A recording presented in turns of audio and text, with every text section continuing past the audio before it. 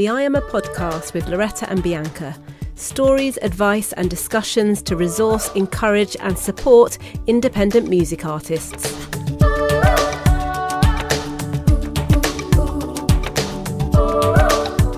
Hi guys, so on this week's podcast we sat down with Femi Temowo, and he is an incredible musician, jazz musician. He is a producer, he's an educator, he's MD'd for many projects, including working with Amy Winehouse at the beginning of her career. And he has worked with awesome artists, and we are just so privileged to sit down with him and just plumb the depths of his awesome experience. We spoke about, working with artists. We spoke about how a musician, should approach a producer because he produced some amazing projects. We spoke about, just the journey of doing this thing over time and perspective on how to have a long career. He also gave us some rundowns of, definitions. Sometimes we just need to remember, what does mastering actually mean and how does it work? And, top line and all those different things that we can, if you don't know, you'll learn today, or if you need a reminder, this is for you.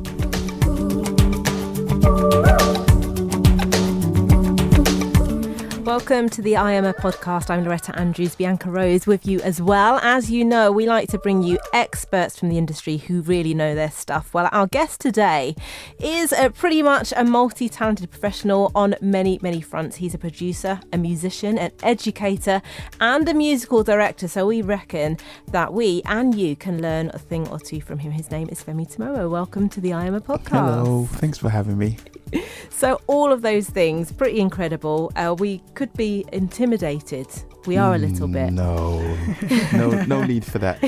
No need for that whatsoever. Obviously, you didn't jump out of the womb doing all of those things. Actually, I did. Yeah, a natural first child day, prodigy. I think, first day I was out, I learned to play the G major. No, sorry. I wish. But you have done so much, and we're going to get onto all of those things. But tell us a bit of background about you. I mean, did you show an interest in music from a very early age? Actually, no. I was actually explaining to one of my students recently that I didn't, prior to picking up the guitar, I actually didn't really listen to music.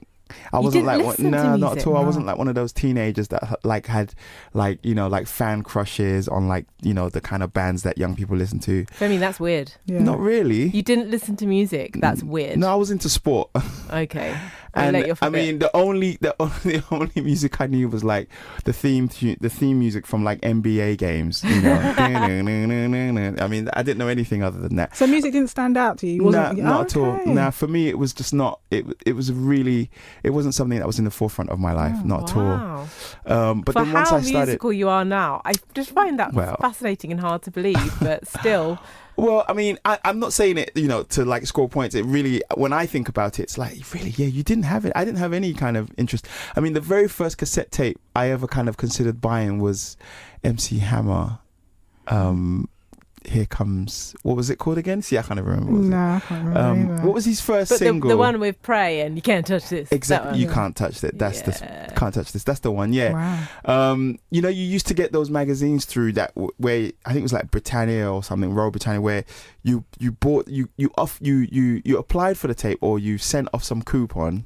They sent you the tape, then you paid for it later. It was something really weird. We're talking old school here. Yeah. It's before our time. All right. But I did that. And my mum didn't like it because I didn't get permission. So I was forced to send it back. Oh, no. Wow. And that was before I started playing guitar. So, there was no real any kind of musical background. But once I started playing music, though, I just dove head in. Did something happen? Yeah. Did you suddenly, was there an experience that just switched you on to music? Or? Yeah, got forcibly dragged to join the church choir. And I saw a couple of other younger folks there kind of getting involved with playing instruments, and it looked kind of cool, I thought I'll give it a go and kind of got hooked.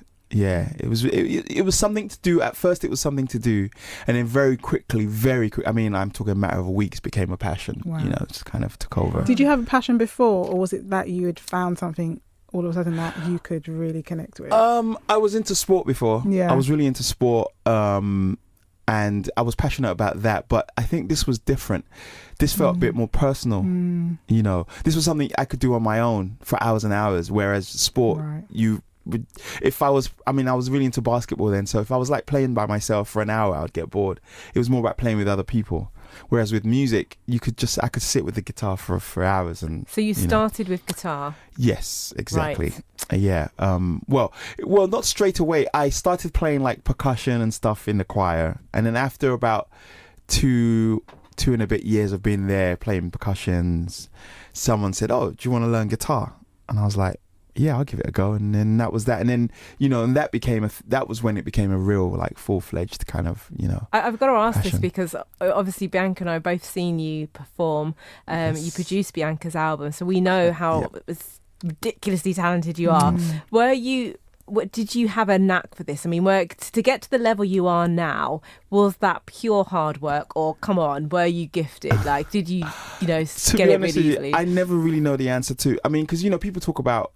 I believe that, you know, people have gifts. There's no doubt that you can be naturally kind of dispensed towards something. You know, that's definitely true. But I still believe that, you know, you can't really do anything of worth without real true work. You know, and I think that goes for everybody, no matter, you know, you think about an artist like Stevie Wonder, who seems to breathe and music comes out. But I believe, you know, even someone like him has had to keep working to stay on top of his game, as it were. So there was definitely, you know, I think the first 5 or 6 years of playing guitar, I probably spent something like 5 to 8 hours a day sat behind the instrument whenever I was playing it. And then after that, you still have to spend a few hours a day, you know, staying on top of it. Do you know what I mean? You know, kind of keeping it sharp, as it were. So, have you seen people along the way who maybe have a natural talent and didn't necessarily put the hard work in? Definitely. And kind of fallen by the wayside? Absolutely, loads. Yeah, seen loads. Yeah. And not just in music as well, in other things. In sport, for instance, you know, there were people who, I would say probably with sport, I was very kind of semi-pro in athletics, you know. Wow. With my school, I represented my school a few times. And I saw a lot of other like young people who were extremely like much better than me, you know, especially in things like football. You know, there was this one kid at school who everyone had decided this guy was going to play for a huge team. Nah, it didn't happen just because the work didn't go into it. That's really interesting. Do you think that sometimes for those that are naturally gifted in an area, that perhaps they rely on their talents so much, whereas you get somebody who's not as naturally talented but could even overtake that person because of their dedication and hard work? And I see it now also in my own teaching, like the school where I teach, BIM in Fulham.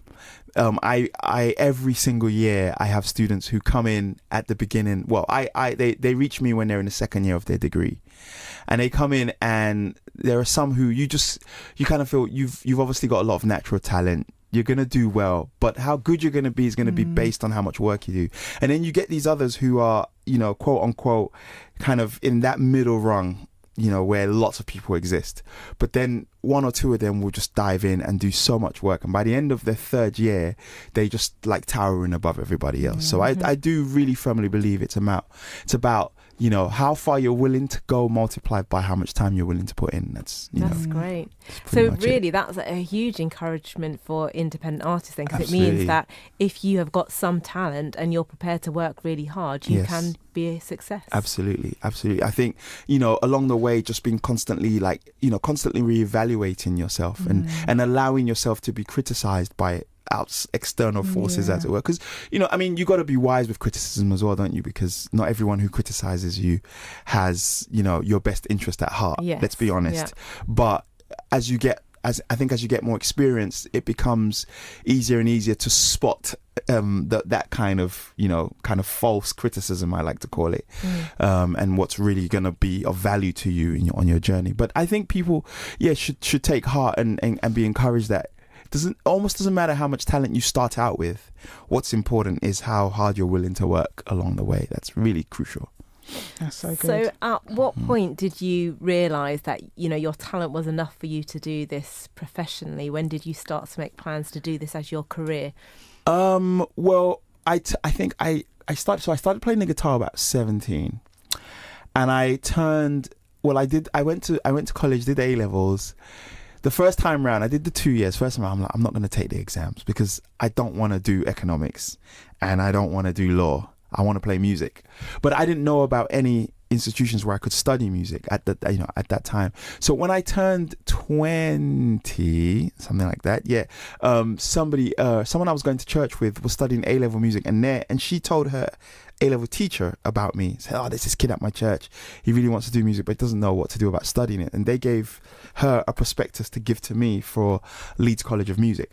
And I remember going up there for the audition, and it was when I arrived there and saw all these other people, some younger than me, taking music, to that level. I was like, okay, this is what I'm going to do. Mm-hmm. And so it was at that point that I kind of became quite kind of, I had made up my mind that I wanted to do it as a profession because I realized I could study it. And if I could study it, it meant I could work somehow in music, and so I guess probably about by 21, I decided I was going to do music. So it's interesting because a lot of people, they start music and they have these, the dreams of the bright lights. But actually your perspective going into music it seems like it was a little bit different. Like you saw this route to a viable career, I don't know, through hard work and just being in the business. Like what do you feel, how do you feel about those two different perspectives? I mean, coming from an African background where you're kind of constantly told that, education will save you, and all this kind of stuff, which, it's true, and in some cases can be a bit extreme. But for me, that was what I was coming from. And so it was about like securing a path that I could follow, which meant that I would have some sort of traceable line. I've come from this, and then I went to this, and then I did that. I never really got caught up in that kind of bright lights, big city thing. Maybe because when I started playing music, I didn't approach it from the perspective of becoming maybe say a pop kind of icon, as it were. A lot of my early influences were people who were actually already by that point in their 40s and 50s playing music. And they never ever exuded that feeling of, oh, look at me, I'm 17 and everybody knows me all over the world, So I didn't have that example to begin with. So it wasn't something that I was aspiring towards. I was aspiring towards, a lifetime in music, and some of those people now are now in their 70s, almost 80, and they're still playing music. And so that was the example that I had. And so I never really had that, I'm going to be the next, I don't know, whatever it was, Jay-Z, Justin Timberlake. Yeah, let's put it that way. Not to say that that's not a good thing. Yeah. When you found yourself on stage with the likes of George Benson, Amy Winehouse, these amazing people, Esker, Sweater Kinch, all of these people, did you kind of have to pinch yourself and go, how did I get here? Or was it more like, I can see my route here because I worked to get here? Because that's a huge achievement to make, and to musical direct those people as well. For some of them, some of those people are my peers. So in a way, it was kind of like we were building something together. But I think the morning that I met George Benson and realized I was going to be playing with this guy, that was the morning when I was kind of like, really? Like how did we get here? And sitting, with him backstage in the dressing room and just kind of talking, very, very, in a very relaxed fashion and candidly about, his own journey and trying to relate my journey to his. I realized that actually anyone that I admire, who I believe has done great things in music, has gotten there via very traceable steps, hard work. And and as I said before, growing up in that kind of background where it was like, no, okay, you've passed your driving test. We're not going to get you a Mercedes. We're going to get you some old banger so you can really, really get good at driving. Right. And it's kind of that mentality. So there was always one thing that led to the other. So being able to trace it back meant that I could look at myself in the mirror later that night and go, you know what? I think you deserve that, rather than, oh my gosh, I don't deserve to be here. What's all this, kind of, what's all this noise? So it made it easier to swallow that, those achievements, as it were, because I have met musicians and artists who don't quite know how they've arrived where they've arrived. And for whatever reason, that plays on their mind. And it all it does, I think, it just kind of, it boosts insecurity. Right. In an artist, and that's, I think those are one of the worst things. I don't want to jump the gun here, but it's one of the worst things an artist can experience, is that kind of undeserving feeling of I don't deserve to be here. I don't think I've done enough to be this person that these people look at in this way. So you've worked with such a variety of artists, and you've seen and worked with those who are known to us all, who are famous, who are signed to major labels, and you've worked with independent artists and invested in independent artists as well. What are perhaps the main differences that you've seen between those artists' journeys, but also their experiences once they get to what is success for them, as looking at that from an outsider, but also a kind of an insider on team? Sure. What are your observations about those two scenarios? I mean, the easy answer is that I've felt along the way that the more control the artist has had about their musical kind of landscape that they want to occupy, the happier they have been and the easier they have been to work with as artists. I found that people who have been completely caught up in the machine are often they're hard to reach musically because they're constantly surrounded by the machine, and whereas artists who, and there are some artists who have been signed that I've worked with who have had quite a lot of control. I mean, Amy Winehouse is probably a prime example of that, where to the point where the labels were more afraid of her in some ways. It was easy to work with her because she had the opportunity to say, actually, I want this and that and not this, and it's easier to work with artists who have a clear vision. Independent artists have always been quite kind of secure, and I found, and always, and in fact, not only were they secure, they were not just secure enough in what they were doing, they were secure enough to say, actually, I want you to, be as big a part of the vision as I am, And I think artists who have completely been swallowed up by the machine don't get to do that. They don't get to say that. And you don't get to interact with them in a way that allows the creativity to really move and flow. And music is all about creativity at the end of the day. No matter how much you want to, put a price tag on it and label it and sell it, it's all about being creative, on many different levels. I mean, I won't mention any names, but there have been artists that I've worked with that it was even hard to just have a conversation with them. Really? Just about, how was your day? What's going on with you? Because those are the interactions that I guess make for a better musical interaction when you're on stage. And if you don't know someone on that level, it's hard to really interact with them when you're on stage. It's just kind of like we're just doing a job. Yeah. Have those people you're talking about been signed from the beginning, or early parts of their career? Some, and others not so much. But some of these people had relinquished themselves because to them it was like, hooray, I'm signed. That's it. I don't have to do anything ever again. So that was the goal, almost. Basically, right. And so it's almost like I'm here now. I've arrived. To be honest with you, most of those aren't really around anymore. And I've stayed away as well in the past few years. I've done less and less work with artists like that through choice, right? Because for me, I just found it less and less fulfilling, as an artist myself. Because for me, it's got to be about collaborating. Music is a team sport, and I want to feel that the person I'm involved with is as invested and as excited about the music as I am. And if you're not excited about the music, then it's hard for me to get excited about the music, and then it's like I get bored and I'm like, okay, see you later.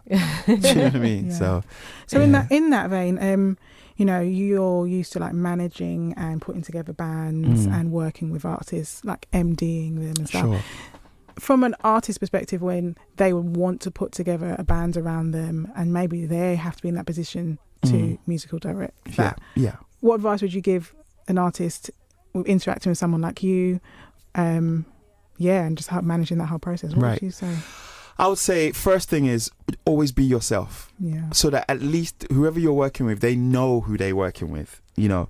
And if yourself is someone who is demanding and really like you want, because, you know, sometimes people apologize for wanting to really spend time honing whatever it is they have in their hands. And you almost feel apologetic to, you know, musicians. Oh, I'm really sorry that I'm taking your time. I'm really sorry that I'm asking you to do it for the 10th time, but it's not quite right. No, just be yourself, you know, because the people you're working with, if they're into that, they'll stay. And if they're not, they'll go. And you don't want them to be there if they don't want to be there. That's the first thing. So be yourself. I would also say try to be as clear as you know, be honest about what you know and don't know. You know, because what if you can't play an instrument and then you've got to lead that? This is it. I mean, well, you've got to then make sure that you're collaborating with people who are sensitive to that. You know, some instrumentalists are sensitive to that. Some are not. You know, try to be as open about your vision, even if you have to talk about it in a really hippie way, you know, but talk about it all the time. You know, if you have to describe it like birds and flowers and seeds, and that's also as good. There are a lot of musicians out there who can help you translate that into, you know, actual sound and stuff like that. I mean, I've worked with artists who, you know, halfway through a rehearsal they've gone, no, I think that needs to be more blue. You know, that needs to be more, and it's literally talking about a color. Because I'm thinking to myself, what does that mean? You know, okay, what does blue mean to me? Blue is kind of warm, but not. It's not red, which is really hot. So what are you saying? Do you want it to be like really loud or really, do you know what I mean? And as we talk about it, we arrive and then it'll be like, okay, like this. And then we do demos, you know. And I find those artists are always appreciative when a musician is able to take the time. So if you're the artist on the other end of the spectrum, you should always just feel free to talk about your music and what you're looking for. Working with Amy, it was interesting because, you know, she played guitar, but, you know, her kind of command of the instrument was limited. So there were often times in rehearsal where I would literally have the band do 5 or 6 versions of the same part of the song until she said, that's the one. You know, because sometimes she wasn't able to articulate exactly what it was, even though, you know, she had quite a lot of kind of knowledge from her kind of she was well listened, you know, she listened. That's the other thing I would say, listen to a lot of music and try to use the music you've heard as a way of giving example to the instrumentalist you're working with, for instance. So if you're not sure what you want, try to think if there's an example of that in music you've heard before. And just say, well, yeah, if you would turn your Spotify to, you know, you might find that makes it clear also. So stuff like that, trying to find examples. Spend time researching, you know, if you're not sure. Try to work with people who are themselves honest about what they're looking for from you, you know, as an artist. What could they be looking for from you? You know, they might be looking to work with an artist who is quite secure, who is not like changing their musical kind of direction every week. You know, someone who has a good idea about where they're going. Also someone who's willing to invest in themselves, you know, rather than expecting you to do it, everything. You know, they would also be looking for someone who is on time, you know, who's not tardy, and also as an artist yourself, try to find people who have who don't take themselves too seriously. You know, who can laugh. And because, you know, half the time it's about being able to have a bit of a personality. Exactly, you know, like a strong rapport. It's one thing if the musician's really, really, really talented, but if they're a moody person, it's not going to last. No. Do you know what I mean? But then what about pay? What if you're, as you know, being unsigned and being independent, like, the money thing is like always a thing. Yes, and even more so now, I think, in this day and age. So how does an artist, make sure that they're valuing the people that they're working with and they're valuing their time, but actually they may not have budget? What are the other things that can compensate for that, or how? Well, this is it. I mean, every little helps, in my opinion.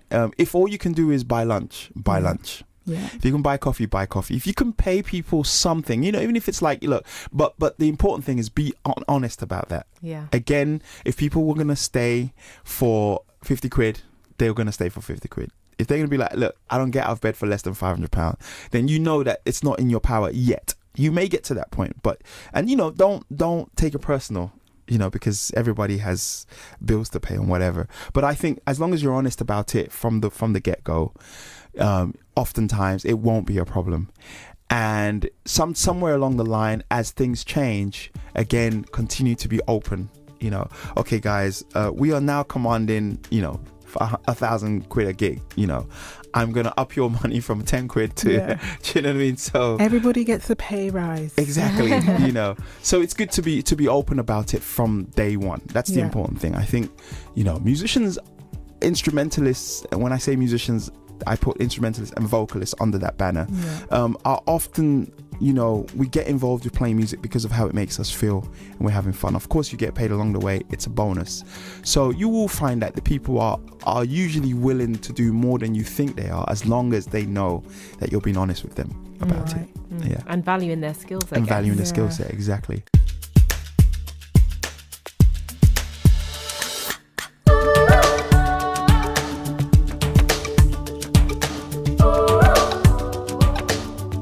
Just a quick reminder that we have a growing library of really useful videos on our YouTube page, including interviews with artists and music industry insiders sharing their experience and expertise. Search IAIMA on YouTube or visit our website www.iaima.co.uk.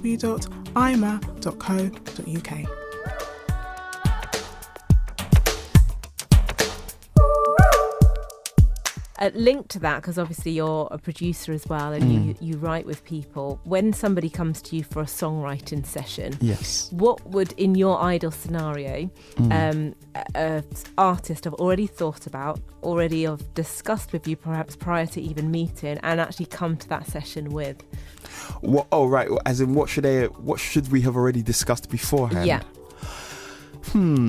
I mean. Or even if you haven't discussed anything, like when you're actually about to get down to write, what should the understanding be? I mean, they need to know as clear to themselves as possible what their vision for themselves is as an artist.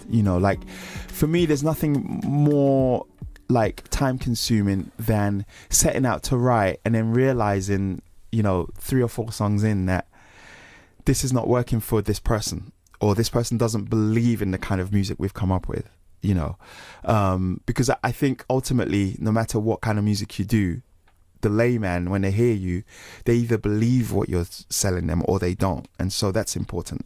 I think also setting out for yourself clear, realistic goals. Like if you know you're not a strong lyricist, it's important to be upfront about that, rather than kind of thinking, oh, well, as long as this person writes really good music, no matter what lyrics I write, it's going to be good. No, that's not going to. So knowing your strengths, basically, knowing your strengths and your weaknesses and tabling those. I think knowing what kind of budget, you have to play with, whether that's 0 or 2 million, whatever it is, being upfront with that. And then I think understanding realistically what to expect from your songwriting buddy or your producer, and that can be anything from how much time they can realistically give you per week or whatever, and also to exactly what type of producer they are, because some producers don't arrange music, for instance. Some producers, they might not necessarily want to get involved with hiring the musicians who are going to play on the project, and some songwriters I've worked with, for instance, they don't, some songwriters don't get involved in writing lyrics. They just do top lining, which is just basically melody. you know. Right. Some songwriters will. I've worked with songwriters who, like I get involved with writing, say, chords and top line and sometimes lyrics at a push. But oftentimes, I find it's good to get someone who is a lyricist involved, who's someone who is reputed for doing that. Like Bianca, for instance. It's really, really important because oftentimes that's the focus of the average layman. So as long as the person coming in is clear on all those things, it usually makes work a lot easier. And what about splits? That question, I've always been told, and that let's talk about that before we definitely create anything. I should have mentioned that. Yeah, that's one thing. I mean, that should be in the first 20 minutes of the conversation. We should explain what splits are, I think. Well, yes. Well, splits are basically who gets what percentage of the royalties from a song, basically. So when a song is written, if it's written by one person, then all money that's made from that song goes to that person. Well, all the royalties go to that one person. Splits are when it involves more than one person, basically. And the split can go however those people agree. Like I did some writing sessions recently with an artist that could possibly be signed to Universal, and she basically just decided from the get-go, anything we do, no matter what, let's just split it 50-50. And it's just easier. And when there were three of us, it's like, let's just go 33 point whatever it was, 3.999%, whatever.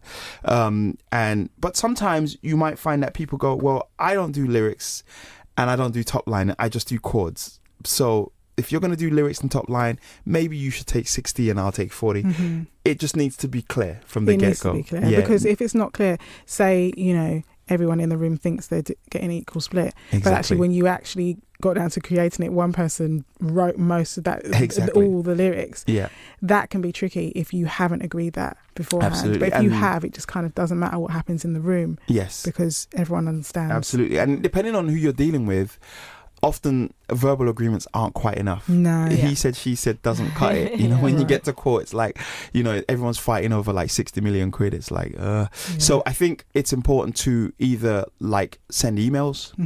That's your first, send it somewhere that it can be traced and referred to later on down the line if the need arises, or get involved with signing contracts. I mean, to me, it's like I prefer to just be like, all right, send me an email about that. Yeah. Let's have it, in a document that we can later. Some kind of paper trail. Exactly. Yeah. We can later find. No, I work to people that they bring out, just sign that, read that. You're not getting anything.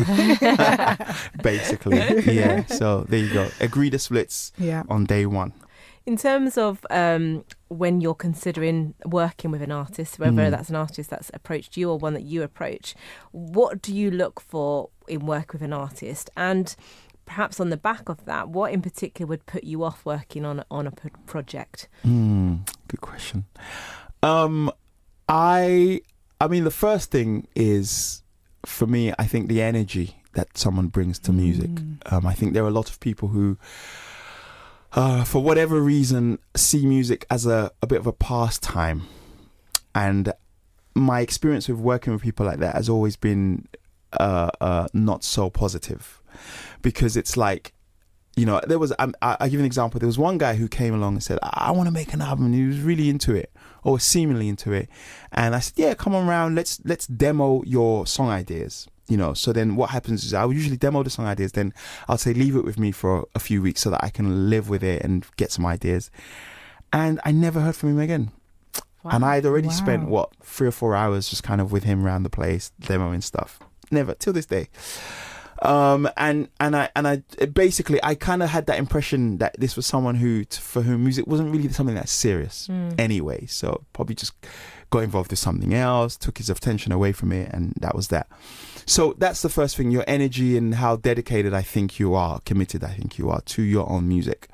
The second thing, I guess, would be that elusive word talent, if I think they have some sort of talent. And that's just something that is, everybody sees that differently. To me, it's some things that I can measure. Like, if you're a singer, how often do you not sing in tune? Do you know what I mean? Because how much hard work am I going to put into keeping basically, this person like basic things like, do you sing in tune most of the time? how related is the way you sing, how your voice sounds compared to the music you want to make. Like, what's the relationship there? If you're an instrumentalist, and even if you're a vocalist, can you play or sing in time? All the basic things, things that I would look for in my students, actually. Yeah. Because oftentimes those are the things that tell me how much work I'm going to have to put in Yes. or not, Yeah. And then I guess the quality of the work you already have.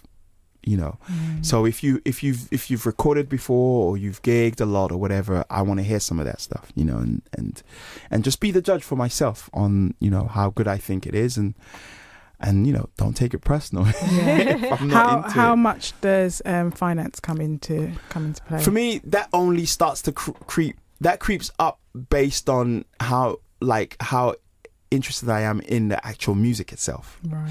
I always have this kind of these three things. So if I'm gonna take something on, it's based on these three things: the relationship I have prior with the person, if it's gonna enhance me, if I'm gonna learn and grow from it, and this is not in any particular order, and then the kind of the financial implications. Yeah.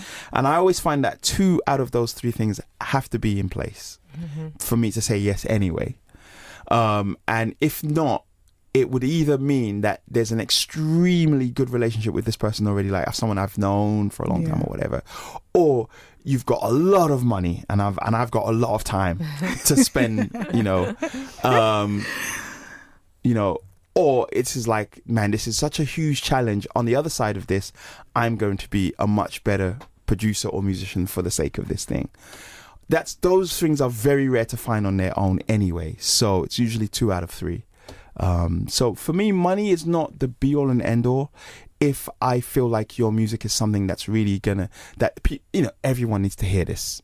So let's make it happen, and we'll manage it, on whatever budget there is. I never really got into music just purely for money. Of course, everybody has bills to pay, but it's not about that. We found from interviewing different people in music business, from videographers to session musicians to yourself, that actually the quality of the project, the growth, just the sheer enjoyment are really factors in getting involved with a project. It's not just about money, whether money is there or not. Everyone wants to grow creatively. Everyone wants to have a good experience.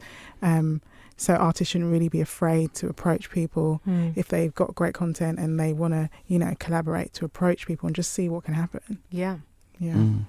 I think while we're talking on producing and we're on that part of your many talents, we'd love it if you could just demystify a few production terms for us, so kind of give us an idiot's guide for perhaps those who are just starting out, or sometimes those who've been going for a long while. I always wondered what that meant. Right. So something that was battered around a lot is pre-production. Can you just give us a definition of that? Right. Usually pre-production is the work that gets done when a producer is putting together demo versions that will then be replaced by actual live musicians. So that's often what pre-production is. So, for instance, someone comes with a song, we kind of, in Logic or Pro Tools, which are other DAWs are available, by the way, you would make demos either using MIDI instruments, like fake MIDI instruments, make demos of what the songs may sound like by the time you get to the end of the finished production.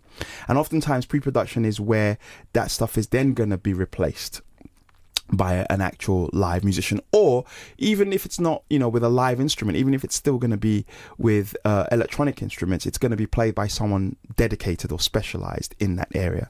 So a lot of times you find that producers are often, in the old school sense of the word anyway, multi-instrumentalists, to the point where they can play a bit on a lot of instruments, so they can kind of demo ideas and then bring in musicians to then to play. A good idea of what a pre-production might sound like is, there was a version of Michael Jackson album Off the Wall and Thriller. Both albums were released about 10 years ago now, where they included Michael Jackson's pre-production demos of some of like songs like Can't Stop Till You Get Enough. You hear his home demo before Quincy got his hands on it, and then you can kind of hear the growth between that, and that's the kind of difference between pre-production. I am so looking that up. Yeah, me too. Check that out. Exactly. They're really awesome. Yeah.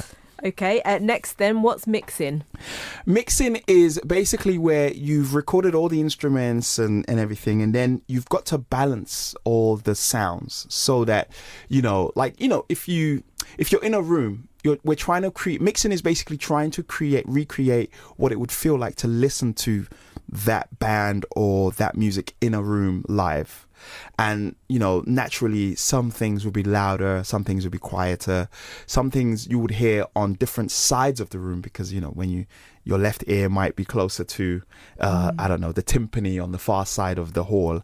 And so in mixing, we try to recreate that spectrum, that sound spectrum, as it were, so that it feels as though you're in the room with the musicians as they're playing. Next step on then from that, mastering. Oh yeah, that's a good one.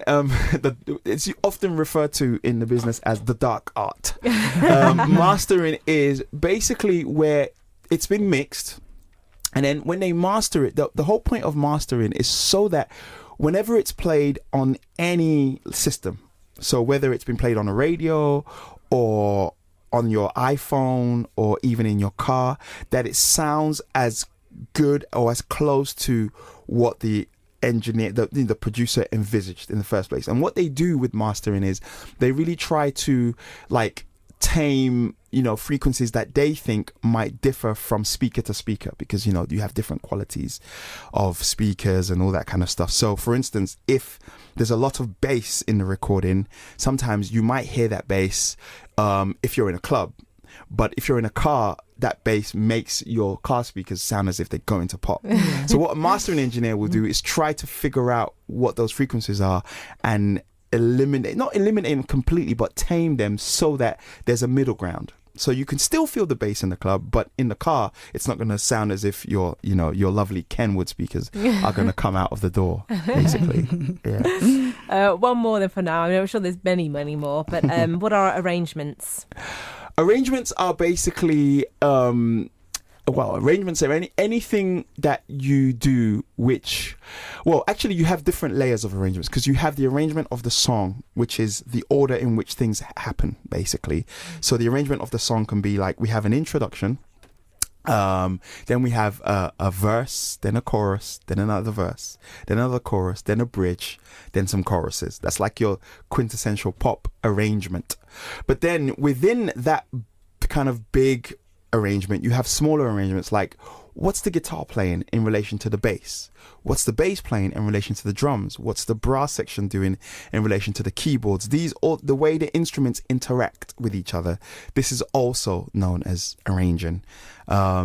So it's not to be kind of confused. Oftentimes in the old days, you remember reading CDs, and you get someone gets credited for arranging, and you think, oh, but you didn't tell the string players what to play. You didn't tell the bass player what to play. What they actually meant was this person decided in which order the verse, chorus, bridge, and all those things were going to happen. That was one type of arrangement.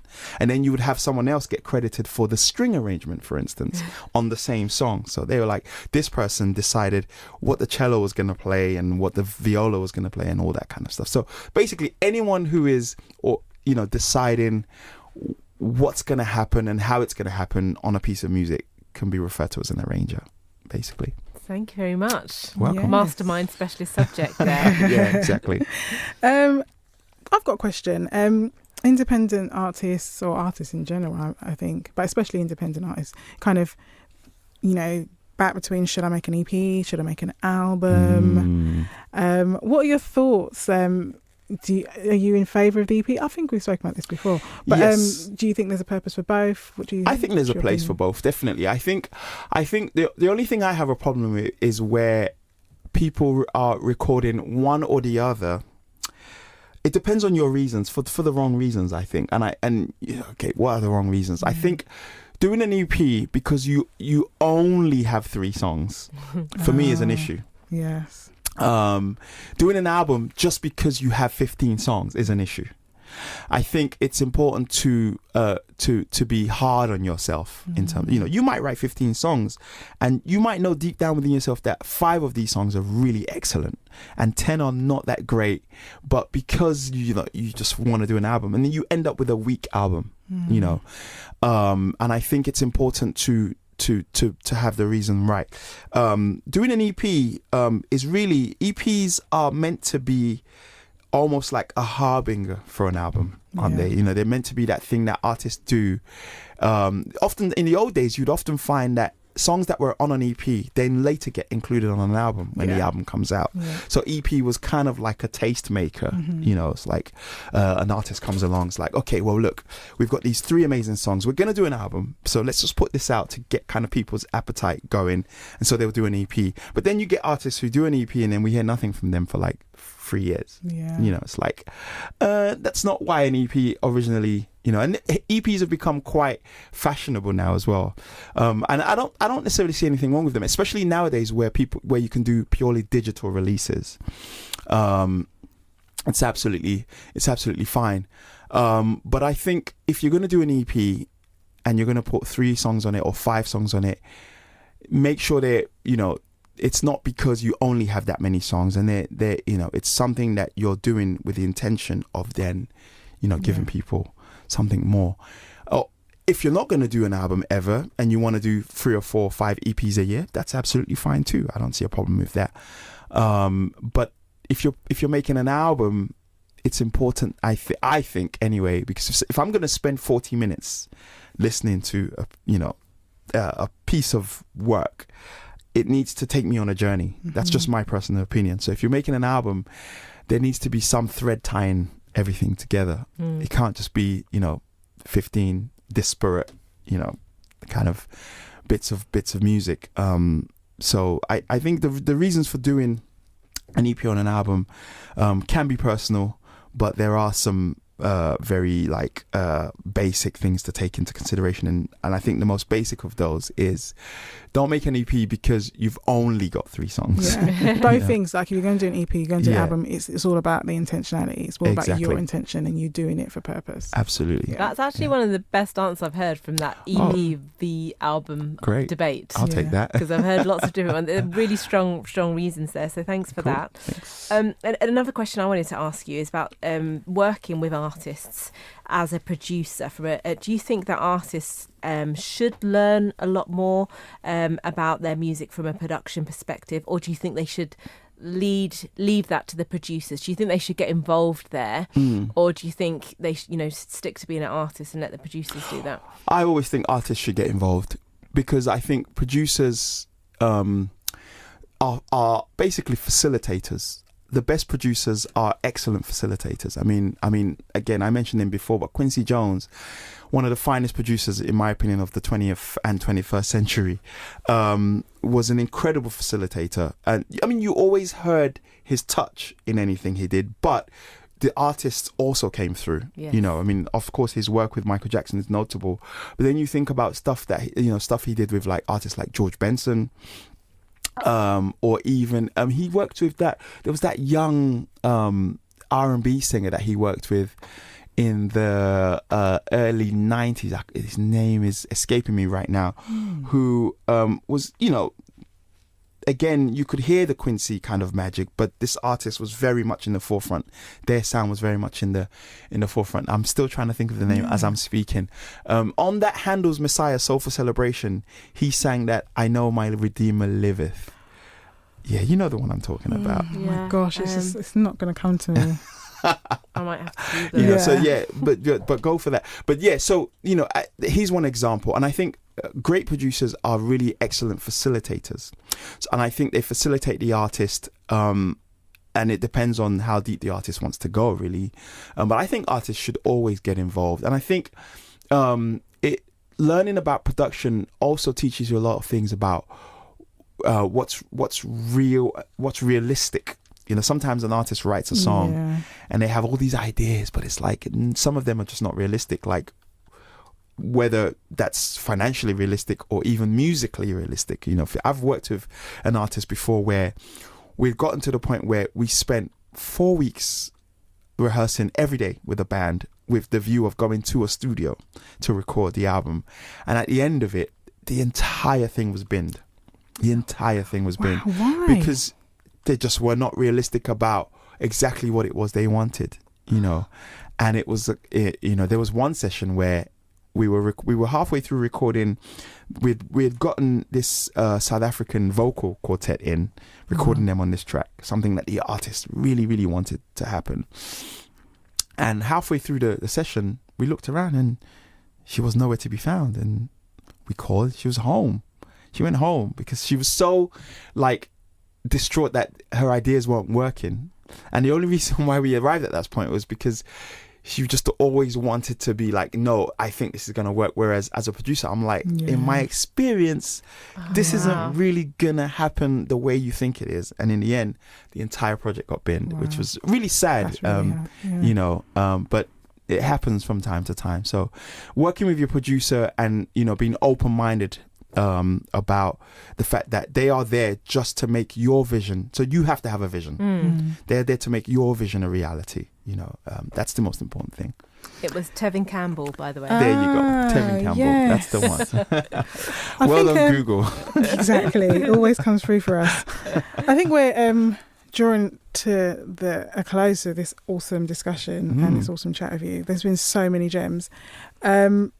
I just wanted you to, because I've spoken to you before about just being an independent artist and that journey and just having a perspective that is one of longevity. It's not just this one album you're going to make, but actually, you know, looking at your career in a long-term way. And I wanted maybe you to talk about that a little bit, and also just if you've got any advice and encouragement for us independents, because it's you know, it can be a tough journey. Yes, definitely. And it's very sort of up and down and highs and lows, and how to just to weather all those moments. I mean, first, I guess about the I guess about being an independent artist anyway, and not looking at that kind of, you know, immediate kind of success that then doesn't last very long. I think it's important to, if you're into music because you find that music is for yourself anyway, some sort of therapy or healing or whatever, which I find a lot of artists are that way inclined.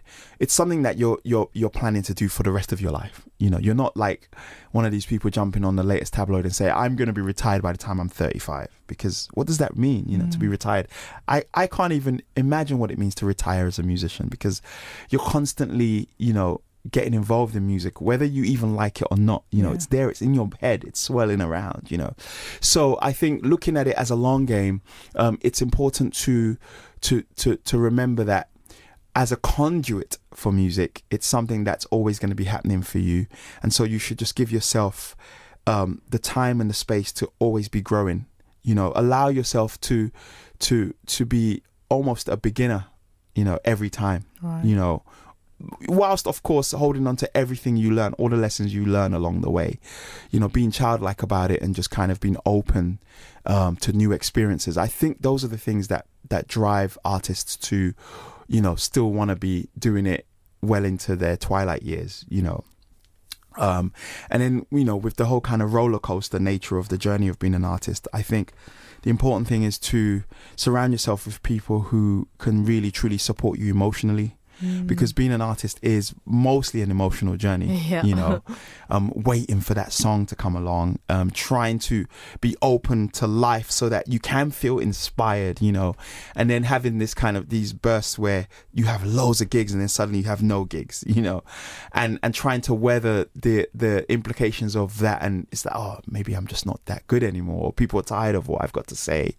All of those ups and downs. I think the most important thing is to have people who have your back emotionally. If you're a spiritual person, you know, hold on to that, and whatever that may mean to you, I think it's important.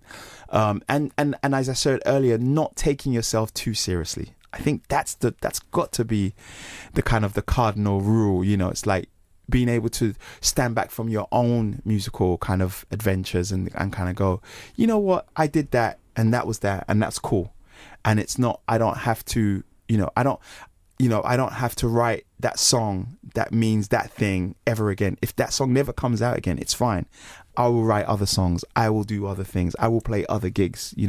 I will meet new people, and just looking at it as a journey that's going to last as long as you're around, rather than trying to be like the next Instagram sensation or Facebook, I don't know, event of the year. Do you know what I mean? Because, people's attention span nowadays is so short anyway. You release a song and in 6 weeks, it's like, oh, was that you? Oh, hi. Oh, right. I see, and you're there feeling like, oh, I thought that was it. I thought, I'd arrived and I put just everything into that. Exactly. And it's just like yesterday's news to you. Put everything into the next one and the next one and the next one and just be open. That's it. Be open. That's so encouraging. Thank you so much, Femi, for being our guest. Thanks for having me. And of course, you're an artist in your own right, and you've got an amazing album. Just tell people the title of that, how they can find out more about you and get hold of that as well. The album, my last album, is called The Music Is The Feeling, and that's available